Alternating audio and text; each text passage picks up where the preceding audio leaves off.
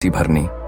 यह वाक्य तो आपने सुना ही होगा, अर्थात जैसे आप कर्म करोगे वैसा ही आपको फल भी प्राप्त होगा। लेकिन मेरा एक प्रश्न है, क्या आप इस बात पर यकीन करते हैं कि जैसा आप कर्म करेंगे वैसा ही आपको फल भी मिलेगा? अब आप में से अधिकतर लोगों के मन में यह प्रश्न जरूर उठ रहा होगा, क्योंकि इसमें पूछने वाली बात क्या है? यह तो सत्य ही है कि जैसे हम कर्म करेंगे वैसा ही हमें फल भी मिलेगा। लेकिन एक बार के लिए आंखें बंद करके अपने आप से यह प्रश्न कीजिए, देखिएगा कि आपको इस प्रश्न का उत्तर स्पष्टता से नहीं मिल पाएगा। कहीं ना कहीं आपके मन में एक संशय जरूर होगा कि क्या यह बात सच है या झूठ।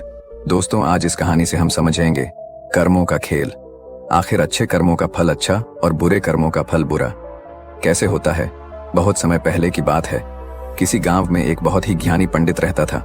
एक दिन वह अपने बचपन के दोस्त से मिलने के लिए दूसरे गांव में जा रहा था। उसका वह दोस्त बचपन से ही गूंगा और एक पैर से अपाहिज था। उस पंडित के गांव से उसके दोस्त का घर काफी दूर था। वहां जाने के लिए बीच बीच में कई सारे छोटे छोटे गांव पड़ते थे। पंडित रास्ते में अपनी धुन में चला जा रहा था। चलते चलते उसकी मुलाकात एक व्यक्ति से होती है। रास्ते में उसे एक आदमी मिलता है जो ऐसा लगता था कि वह किसी का इंतजार कर रहा था और वह भी पंडित के साथ चलने लगता है। उस आदमी को देखकर पंडित बहुत खुश हो जाता है। उसने सोचा, चलो अच्छा हुआ, साथ साथ चलने से उसका सफर आसानी से कट जाएगा। बात की शुरुआत करने के लिए उस पंडित ने उस व्यक्ति से उसका नाम पूछा तो उसने अपना नाम धर्मराज बताया। पंडित को यह नाम कुछ अजीब सा लगता है, लेकिन उसने नाम के विषय में कुछ और पूछना उचित नहीं समझा। दोनों धीरे धीरे साथ में चल रहे थे। तभी रास्ते में एक गांव आता है। गांव का प्रवेश द्वार आते ही धर्मराज ने पंडित से कहा, तुम आगे चलो, मुझे इस गांव में एक काम है, मैं तुमसे आगे मिलता हूं। पंडित ने कहा, ठीक है। वह आगे रास्ते में चल देता है। कुछ देर बाद उस गांव में खबर फैली कि एक व्यक्ति को सांड ने अपनी सींग में फंसाकर मार दिया है। जैसे ही सांड ने उस व्यक्ति को मारा, ठीक कुछ ही देर में धर्मराज पंडित के पास आ गया और फिर दोनों चलना शुरू कर देते हैं और चलते चलते एक दूसरे गांव के द्वार पर पहुंच जाते हैं। उस गांव के बाहर एक बड़ा और विशाल मंदिर बना हुआ था। वहां पर आराम करने की सुविधा काफी बढ़िया लग रही थी। पंडित के दोस्त का घर अभी वहां से बहुत दूर था और रात भी होने वाली थी। तो पंडित ने धर्मराज से कहा, रात होने वाली है, पूरे दिन चलते चलते थक भी चुके हैं और भूख भी लग रही है, तो यहाँ पर भोजन करके यहीं पर हम विश्राम कर लेते हैं, फिर सुबह के समय आराम से आगे की यात्रा जारी करेंगे। धर्मराज ने कहा, ठीक है, मुझे इस गांव में किसी को कुछ जरूरी सामान देने जाना है, तुम भोजन करके आराम करो, मैं बाद में आकर भोजन कर लूंगा। इतना कहकर वह वहां से चला जाता है। लेकिन उसके जाने के कुछ समय बाद, कुछ ही देर बाद धुआं उठता हुआ दिखाई देता है और देखते ही देखते पूरे गांव में आग लग जाती है। पंडित ने हैरानी से सोचा कि यह धर्मराज जहां भी जाता है वहां कोई ना कोई अनहोनी जरूर हो जाती है, कुछ तो गड़बड़ है इस व्यक्ति में। लेकिन पंडित ने रात्रि में धर्मराज से कुछ भी पूछना उचित नहीं समझा और वे दोनों सो गए। सुबह होते ही दोनों फिर से अपनी यात्रा शुरू कर देते हैं। कुछ देर चलने के बाद रास्ते में फिर से एक गांव आता है। धर्मराज ने फिर पंडित से कहा, आप आगे चलिए, मुझे इस गांव में अपने मित्र से मिलने जाना है, मैं अपने दोस्त से मिलने के बाद आगे रास्ते में मिलूंगा। यह कहकर धर्मराज वहां से चला गया। लेकिन पंडित इस बार आगे नहीं गया। वहीं खड़ा होकर धर्मराज को देखता रहा कि वह कहां जा रहा है और क्या करता है। तभी थोड़ी देर बाद लोगों की आवाज सुनाई देने लगी कि एक व्यक्ति को सांप ने काट लिया है और उसकी मृत्यु हो गई है। ठीक उसी समय धर्मराज फिर पंडित के पास पहुंच गया। लेकिन इस बार पंडित से रहा नहीं गया और उसने धर्मराज से पूछ ही लिया कि तुम जिस भी गांव में जाते हो वहां कोई ना कोई अनहोनी जरूर हो जाती है, क्या तुम मुझे बता सकते हो यह ऐसा क्यों हो रहा है? धर्मराज ने कहा, पंडित जी, आप तो मुझे बहुत ज्ञानी मालूम पड़े थे, इसीलिए मैं आपके साथ चलने लगा था, क्योंकि ज्ञानियों का साथ बहुत अच्छा होता है, परंतु आप अभी तक समझ नहीं पाए कि मैं कौन हूं। पंडित ने कहा, मैं समझ गया हूं, लेकिन मुझे कुछ शंका है, अगर आप ही अपना उपयुक्त परिचय दे दें तो मेरे लिए आसानी होगी। तब धर्मराज ने जवाब दिया कि मैं यमदूत हूं और यमराज की आज्ञा से उन लोगों के प्राण हरण करता हूं जिनकी उम्र पूरी हो चुकी है। हालांकि पंडित को पहले से ही इस बात की आशंका थी, फिर भी धर्मराज के मुंह से यह बातें सुनकर वह घबरा गया। लेकिन वह हिम्मत करके पूछता है कि अगर तुम सच में यमदूत हो तो मुझे बताओ, अगली मृत्यु किसकी है? धर्मराज ने जवाब दिया, अगली मृत्यु तुम्हारे उसी मित्र की है जिससे तुम मिलने जा रहे हो, और उसकी मृत्यु का कारण भी तुम ही बनोगे। ये बात सुनकर पंडित सहम गया और सोच में पड़ गया कि अगर सच में यह धर्मराज यमदूत हुआ तो उसकी बात भी सच होगी और उसके कारण मेरे बचपन के सबसे अच्छे मित्र की मृत्यु हो जाएगी, तो सबसे अच्छा तो यही होगा। कि मैं अपने मित्र से मिलने ही ना जाऊं, कम से कम मैं उसकी मृत्यु का कारण तो नहीं बनूंगा। धर्मराज ने मुस्कुराते हुए कहा, तुम जो सोच रहे हो वो सब मुझे पता है, मगर तुम्हारे अपने मित्र से मिलने न जाने से नियति नहीं बदल जाएगी। तुम्हारे मित्र की मृत्यु तो निश्चित है और वह अगले कुछ ही पलों में घटित होने वाली है। महाकाल के मुंह से ऐसी बातें सुनकर पंडित को झटका लगा, क्योंकि महाकाल ने पंडित के मन की बातें पढ़ ली थीं, जो कि एक सामान्य व्यक्ति के लिए संभव नहीं है। अब पंडित को विश्वास हो गया कि यह धर्मराज सचमुच में यमदूत ही है। जब पंडित को यह पूर्ण विश्वास हो गया कि धर्मराज जी यमदूत हैं तो वह घबरा गया। वह अपने मित्र की मृत्यु का कारण नहीं बनना चाहता था, इसलिए वह पलटकर अपने गांव की तरफ वापस जाने लगा। लेकिन जैसे ही पंडित वापस जाने के लिए मुड़ा, उसने देखा कि उसका मित्र तेजी से उसकी तरफ चला आ रहा है, जो कि पंडित को देखकर अत्यंत प्रसन्न दिखाई पड़ रहा था।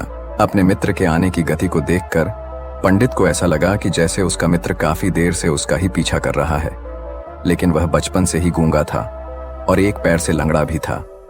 इसीलिए ना तो वह पंडित को आवाज देकर रोक पाया था और ना ही उस तक पहुंच पा रहा था। लेकिन जैसे ही वह पंडित के पास पहुंचा, अचानक ही जमीन पर गिर पड़ी और तुरंत ही उसकी मृत्यु हो गई। पंडित हक्का बक्का होकर धर्मराज की ओर देखने लगा, जैसे कि वह पूछना चाह रहा हो कि आखिर क्या हुआ।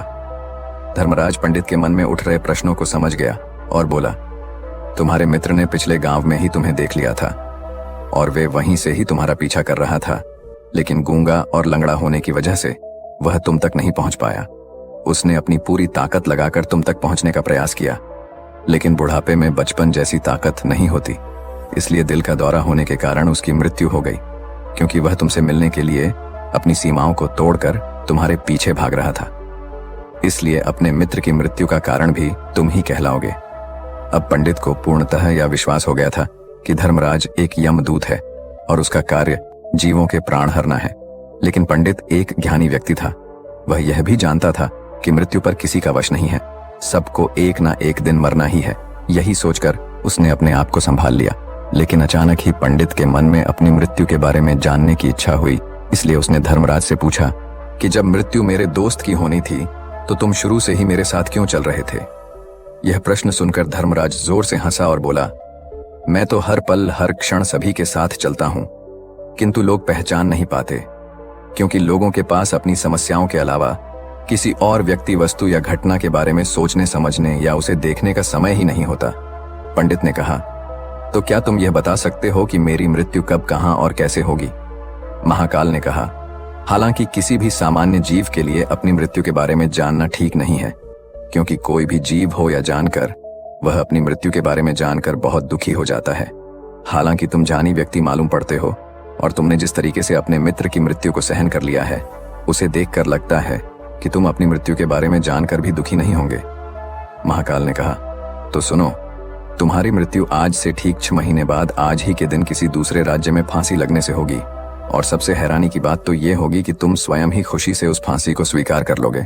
इतना कहकर धर्मराज वहां से चला गया, क्योंकि अब धर्मराज के पास पंडित के साथ चलते रहने का कोई कारण न था।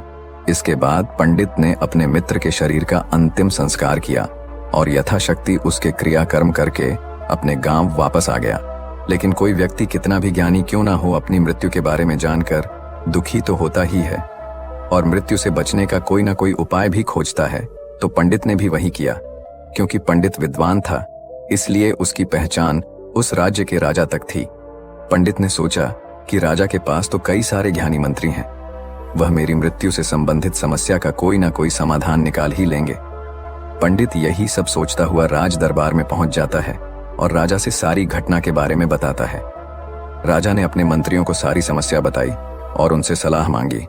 अंत में सभी ने विचार विमर्श करके कहा, अगर पंडित की बात सही है तो उसकी मृत्यु भी 6 महीने बाद ही होगी, लेकिन मृत्यु तो तब होगी जब वह किसी दूसरे राज्य में जाएगा। यदि वह किसी दूसरे राज्य में जाए ही ना तो मृत्यु ही नहीं होगी। मंत्रियों की यह सलाह राजा को भी सही लगी। इसके बाद पंडित के रहने की सारी व्यवस्था महल में ही कर दी गई और राजा के आदेश के बिना उस पंडित से किसी को भी नहीं मिलने दिया जाता था। लेकिन पंडित कहीं भी आ जा सकता था, ताकि पंडित को यह न लगे कि वह राजा की कैद में है। परंतु पंडित डर के मारे स्वयं ही कहीं आता जाता नहीं था। धीरे धीरे महीने गुजरते गए और पंडित की मृत्यु का समय नजदीक आने लगा और अंततः वह भी दिन आ गया जिस दिन पंडित की मृत्यु होनी थी। तो जिस दिन पंडित की मृत्यु होनी थी उसकी एक रात पहले पंडित डर के मारे जल्दी ही सो गया, ताकि जल्दी से वह रात बीत जाए और अगला दिन आ जाए, ताकि उसकी मृत्यु टल सके। यही सोचकर वह जल्दी सो जाता है। लेकिन पंडित को नींद में चलने की बीमारी थी और अपनी इस बीमारी के बारे में वह स्वयं ही नहीं जानता था, तो फिर राजा मंत्री या किसी वैद्य को इसके बारे में बताने का कोई प्रश्न ही नहीं उठता। पंडित अपनी मृत्यु को लेकर बहुत चिंतित था। वह पिछले कई दिनों से ठीक है, सो भी नहीं पा रहा था, और नींद में चलने की बीमारी भी तभी होती है जब व्यक्ति ठीक से सो नहीं पा रहा हो। तो उस रात भी पंडित को नींद में चलने का दौरा पड़ा। वह उठा और महल से निकलकर अस्तबल में गया। क्योंकि पंडित राजा का खास मेहमान था, इसलिए किसी भी पहरेदार ने उसे नहीं रोका और ना ही किसी तरह की कोई पूछताछ की। अस्तबल में पहुंचकर वह सबसे तेज चलने वाले घोड़े की पीठ पर सवार होकर नींद में ही अपने राज्य की सीमा से बाहर दूसरे पड़ोसी राज्य में चला गया। इतना ही नहीं, वह दूसरे राज्य के राजा के महल में पहुंच गया। उस महल के पहरेदार ने भी उसे नहीं रोका और ना ही कोई पूछताछ की। सभी लोग रात्रि का अंतिम प्रहार होने के कारण गहरी नींद में थे। वह पंडित सीधे राजा के सैन्य कक्ष में पहुंचा, जहां राजा और रानी सो रहे थे। वह पंडित वहीं जाकर सो गया। सुबह हुई तो राजा ने पंडित को रानी के बगल में सोया हुआ देखा तो राजा बहुत क्रोधित हो गया। राजा ने पंडित को कैद करने का आदेश दे दिया। पंडित गिरफ्तार हो गया। लेकिन पंडित तो भौंचक्का था। उसे तो कुछ समझ नहीं आ रहा था कि आखिर वह दूसरे राज्य में और राजा के सैन्य कक्ष में कैसे पहुंचा। लेकिन वहां उसकी यह सब सुनने वाला कोई नहीं था। अगली सुबह राजा ने पंडित को दरबार में पेश करने का आदेश दिया। कुछ देर बाद उस पंडित को दरबार में लाया गया। पंडित को देखते ही राजा इतना बबूला हो गया कि उसे फांसी पर चढ़ा देने का हुक्म सुना दिया। फांसी की सजा सुनकर पंडित कांप गया, लेकिन फिर भी थोड़ी सी हिम्मत जुटाकर राजा से बोला, महाराज, मैं नहीं जानता कि मैं राजमहल तक कैसे पहुंचा। मैं यह भी नहीं जानता हूं कि आपके सैन्य कक्ष तक मैं कैसे आया और आपके महल के किसी पहरेदार या सैनिक ने मुझे रोका क्यों नहीं। लेकिन मैं इतना जरूर जानता हूं कि आज मेरी मृत्यु होनी थी और वो होनी भी जा रही है। राजा को यह बात थोड़ी अजीब लगी। उसने पंडित से पूछा, तुम्हें कैसे पता कि आज तुम्हारी मृत्यु होनी है?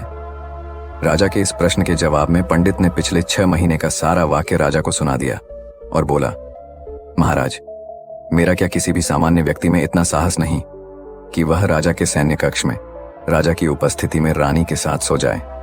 राजा को पंडित की बात में थोड़ा तर्क दिखाई पड़ा, परंतु उसने सोचा कि यह मृत्यु से बचने के लिए धर्मराज और उसके द्वारा अपनी मृत्यु की भविष्यवाणी की कहानी बना रहा है। इसलिए राजा ने पंडित से कहा, यदि तुम्हारी बात सत्य है और आज यह तुम्हारी मृत्यु का दिन है जैसा कि यमदूत धर्मराज ने तुमसे कहा था, तो आज तुम्हारी मृत्यु का कारण मैं नहीं बनूंगा। लेकिन यदि तुम्हारी बात झूठी निकली तो निश्चित ही आज तुम्हारी मृत्यु का दिन होगा ना, क्योंकि जिस राज्य से पंडित आया था उस राज्य का राजा इस राजा का मित्र था। इसलिए इस राजा ने तुरंत अपने 2 सैनिकों को पड़ोसी राजा के पास भेजकर पंडित की बात की सत्यता का प्रमाण मांगा भेजा। भेजे गए सैनिक शाम तक लौटे और उन्होंने राजा को बताया कि महाराज, पंडित जो कुछ भी कह रहा है वह सब सत्य है। पड़ोसी राज्य के राजा ने पिछले 6 महीने से पंडित के रहने की सारी व्यवस्था अपने ही महल में कर रखी थी। पंडित राजा का खास मेहमान था। कल शाम राजा आखिरी बार पंडित से उसके कक्ष में मिले थे और उसके बाद यह इस राज्य में कैसे पहुंच गया इसकी जानकारी किसी को भी नहीं है। इसलिए उस राज्य के राजा के अनुसार पंडित को फांसी की सजा देना ठीक नहीं है। लेकिन राजा के सामने एक नई समस्या थी, क्योंकि उसने बिना पूरी बात जाने ही पंडित को फांसी की सजा सुना दी थी। इसलिए अगर पंडित को फांसी नहीं दी जाती तो राजा के वचन का अपमान हो जाएगा। लेकिन अगर राजा की बात का मान रखा जाए तो बेवजह ही एक निर्दोष व्यक्ति की मौत हो जाएगी। राजा ने अपने सभी मंत्रियों से इस बारे में सुझाव मांगा तो मंत्रियों ने राजा को सुझाव दिया कि महाराज, पंडित को एक कच्चे सूत के धागे से फांसी लगवा दी जाए। इससे आपके कथन का भी मान रह जाएगा और कच्चे सूत के धागे से पंडित को फांसी भी नहीं लगेगी और उसके प्राण भी बच जाएंगे। राजा को मंत्रियों का यह सुझाव पसंद आया और उसने ऐसा ही करने का आदेश दे दिया। पंडित के लिए कच्चे सूत के धागे से फांसी का फंदा बनाया गया और नियम के अनुसार पंडित को फांसी पर चढ़ाया जाने लगा। सभी लोग बहुत खुश थे कि ना तो पंडित मरेगा और ना ही राजा का वचन खाली जाएगा। पंडित को भी पूर्ण विश्वास था ये सूद के धागे से तो उसकी मृत्यु हो ही नहीं सकती। पंडित उस पर चढ़ने के लिए तैयार हो गया, जैसा कि धर्मराज ने भविष्यवाणी की थी कि तुम खुद ही अपनी फांसी को स्वीकार करोगे। लेकिन जैसे ही पंडित को फांसी दी गई, सूद का धागा तो टूट गया, लेकिन टूटने से पहले उसने अपना काम कर दिया था। पंडित के गले की एक नस सूद के धागे के झटके से कट चुकी थी और पंडित जमीन पर पड़ा तड़प रहा था। उस पल उसके गले से खून की फुहार निकल रही थी और देखते ही देखते पंडित का शरीर पूरी तरह से शांत हो गया। सभी लोग आश्चर्यचकित थे और पंडित को मरता हुआ देख रहे थे। किसी को विश्वास नहीं हो रहा था कि कच्चे सूत के धागे से भी किसी इंसान की मृत्यु हो सकती है। लेकिन घटना तो घट चुकी थी। नियति ने अपना काम कर दिया था और धर्मराज की भविष्यवाणी सच हो चुकी थी। दोस्तों, श्रीमद् भागवत गीता में भगवान श्री कृष्ण ने कहा है, जो होना होता है वह होकर ही रहता है। हम चाहे कितनी ही सावधानी बरते, कितना ही उपाय कर लें, लेकिन घटना और घटना की पूरी प्रणाली पहले से ही तय होती है, जिसे हम थोड़ा सा भी इधर उधर नहीं कर सकते हैं। दोस्तों, शायद इसीलिए ईश्वर ने हमें भविष्य जानने की क्षमता नहीं दी है, ताकि हम अपने जीवन को ज्यादा बेहतर तरीके से जी सके। और यही बात उस पंडित पर भी लागू होती है। अगर पंडित ने महाकाल से अपनी मृत्यु के बारे में ना पूछा होता तो 6 महीने तक राजा के महल में कैद रहकर डर डर कर जीने की बजाय ज्यादा बेहतर जीवन जीता। दोस्तों, आपने आज के इस वीडियो से क्या सीखा वह मुझे आप कमेंट में बता सकते हैं। इसी के साथ में उम्मीद है कि आपको आज की वीडियो पसंद आई होगी, तो इस वीडियो को उस इंसान को शेयर करें जिससे यह कहानी सुनने की जरूरत है, और उसी के ठीक बाद चैनल को सब्सक्राइब करें। तो चलिए फिर मिलते हैं ऐसी एक और नई वीडियो में एक नए मैसेज के साथ। तब तक के लिए अपना ख्याल रखें। धन्यवाद और नमो बुद्धाय।